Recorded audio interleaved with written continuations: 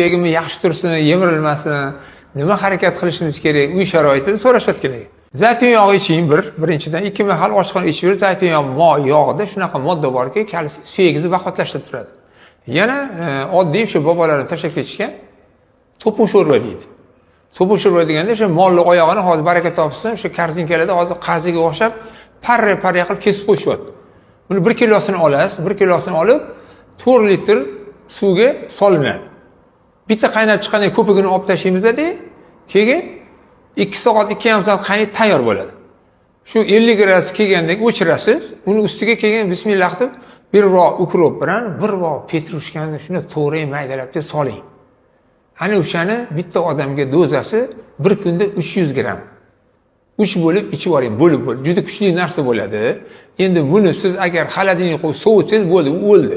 Unda vitaminlar o'ladi.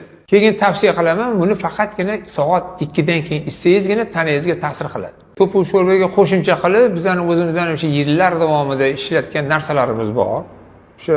Mana shu narsamiz, asal, tarkibi toza, tabiiy asal.